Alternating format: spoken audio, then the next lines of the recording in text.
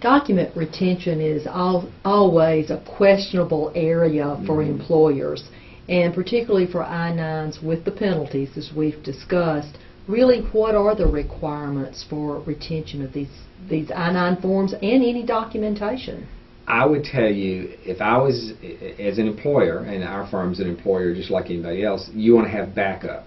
You want to probably have the paper I-9 forms in the one folder we were talking about in a locked cabinet. I would also be scanning my I-9s in electronically to have a backup. Say maybe I get an ICE officer coming for an audit, and I want to produce copies of the I-9 forms. I want to have a backup copy to make sure that I can locate them in a short time notice, especially if I've got multiple locations, and I just want to have a backup. I don't want to depend on that one file and not be able to find it. So, in fact, you are able to scan and load these in a computer. That does not violate any Privacy Act or any parts of this law. Not a bit. You do have certain requirements. Let's talk about the retention requirement. And this is kind of a nice little form to help you understand. You have to retain an I-9 form for 3 years from the date it was filled out, completed, or from 1 year after the employee leaves you, whichever is longer. Say somebody has worked for me for 6 months. I've got to retain that I-9 form for 2 years and 6 months after they leave my employment. Say if they worked for me for 4 years, I've got to retain that I-9 for 1 year after they left my employment. Does that?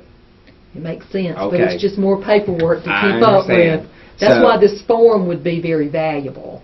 And what you need to do as an employer is set up a form retention, because you don't really want to keep I-9s that are 10, 15 years old. To the extent that maybe you made errors on those I-9s that weren't corrected and things like that, but you need to have an internal retention policy that complies with the statutory requirement.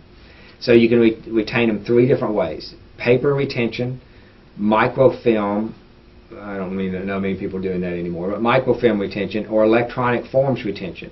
You're able to set these forms up. Large employers, a lot of times they're setting these up as totally electronic documents. They're having employees come in and electronically sign in their blocks. They're having the employer section electronically sign. They're storing them totally electronically. So that's an option. Or you can do what we're talking about: paper fill them out, scan them in, and save them electronically.